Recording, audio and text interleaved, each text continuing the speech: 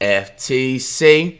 Flight team, stand up! Hey, man, we got the strangest NBA facts no one ever told you. Let's check it out. LaMelo Ball's early success, a minimum wage NBA player, and Yao Ming's untouchable record. These are some of the most incredible Yao Ming has a facts record? about the NBA.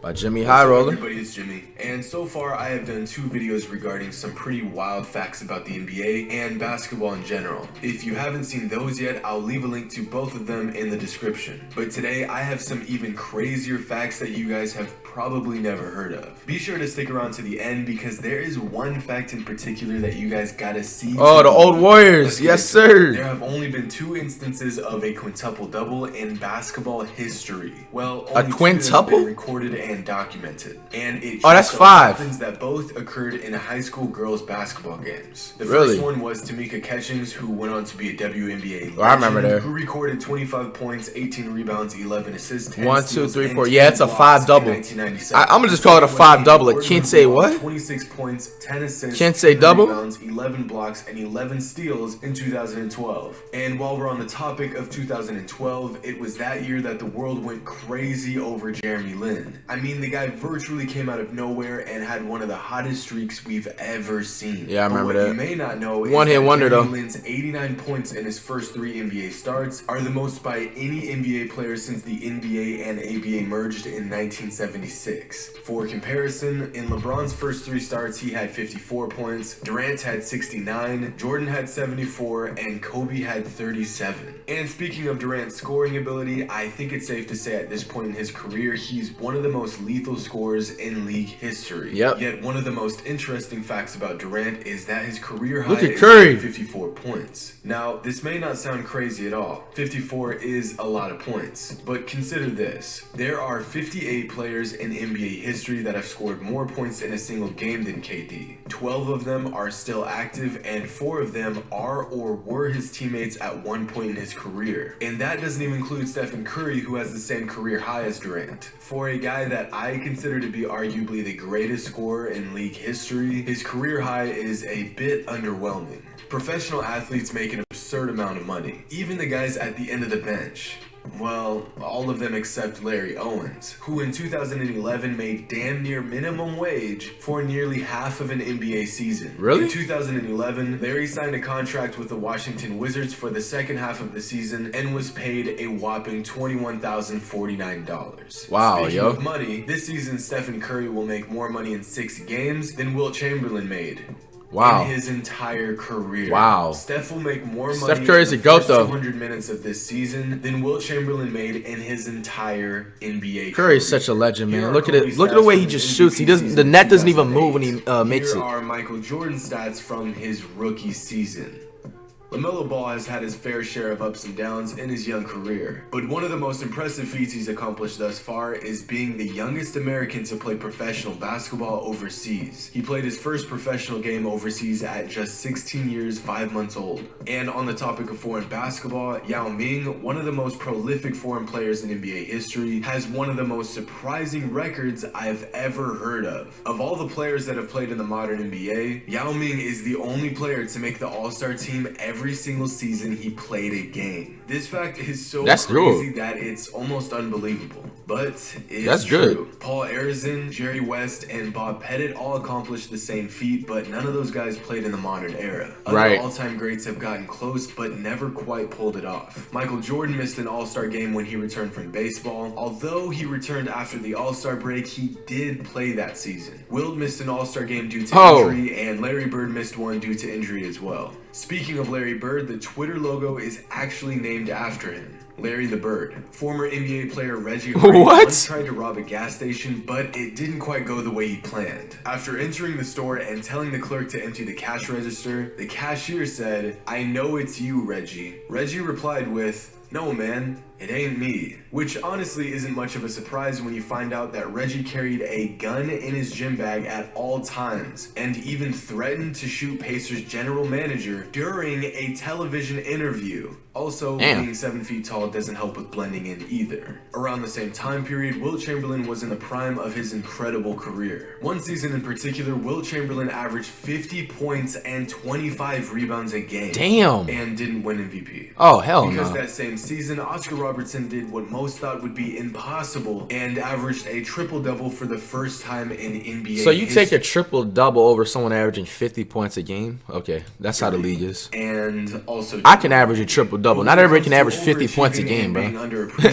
Imagine choosing that over. Can relate. In 1978, Kareem averaged 26, 13, and 3 a game and didn't even make the All-Star team. Damn. Portland is home to some of the biggest NBA fans in the world. They really do support their Blazers through thick and thin. But one interesting fact that many Blazers may not be aware of is that the name Rip City actually means nothing at all. It's Really? not an acronym, it's not a play on words, it's just a made-up name. It was originally phrased by an announcer in the 70s during a Blazers versus Lakers matchup. The announcer admits that he has no idea where he got it from and that he thought his, quote, word vomit would never stick around. I thought I had a it saying to did. that. So, yeah. You can't come up with a means though? Yay, Rip City. The 1980s Yeah, were home what the to hell? some of the best basketball ever. Guys like Magic Johnson, Larry Bird, Kareem, Jordan, Isaiah Thomas. The list of NBA legends from that era is long and illustrious. But of all the legends that played in the 80s, no one scored more points in that decade than Alex English. For comparison, Kareem Abdul-Jabbar, the NBA's all-time leading scorer, scored 16,246 points throughout the 80s. Alex English scored over 21,000. Wow. In his rookie season, Ben Simmons made 0 three-pointers in 2,732 minutes. Since the NBA Garbage added the ass, three-point overrated line, as no shit, guard man. in league history You're literally has 7 played foot more and can't make a minutes jump without shot, bro. making a single three. When people say Simmons Don't let these doesn't practice like shots shooting fool you the either, ball, that's luck. They ain't lying. Now, there is no other team in the NBA like the Spurs. In fact, the Spurs have a winning record against every other team in the entire NBA. Speaking of winning, in 1988, Pat Riley actually trademarked the word three-peat. In a crazy chain of coincidence, when the Chicago Bulls won 3 straight championships in the 1990s, Pat was paid $300,000 in royalties. Damn. Today, the Harlem Globetrotters are seen as a bit of a gimmick, but 70 years ago, they were the real deal. In 1948, before the NBA had any black players, the Harlem Globetrotters actually beat the NBA champion Lakers in an official basketball game. Really? 2 years later, the first African American. Oh! I'm gonna try that move next 1v1, yup. In a game between the New Jersey Nets and the Philadelphia 76ers, one of the craziest once-in-a-lifetime occurrences took place. Initially, the 76ers won the game, but the outcome was protested by the Nets. So the NBA looked into the protest and decided that the final 17 minutes and 50 seconds would be replayed on March 23rd, 1979, over 4 months after the original game. Really? However, both the Nets and the 76ers had made a trade between when the game had started and when the game was finished. As a result, Eric Money, Harvey Catchings, and Ralph Simpson ended up officially participating in the game for both teams. Eric Money even scored points for both teams in the same game. Now, this last one is really incredible. What Stephen Curry accomplished in the 2015 Steph Curry, man, look at his waves. season is something that we'll probably never see again. Oftentimes, his abilities on the court are overlooked and, quite honestly, underappreciated. For real, When man. I say that he revolutionized the game of basketball, You better give Curry his I respect, am bro. not #1 point guard in to get history. an idea of how different Stephen Curry is, here is a graph showing the progression of the NBA record for three-pointers made in a season.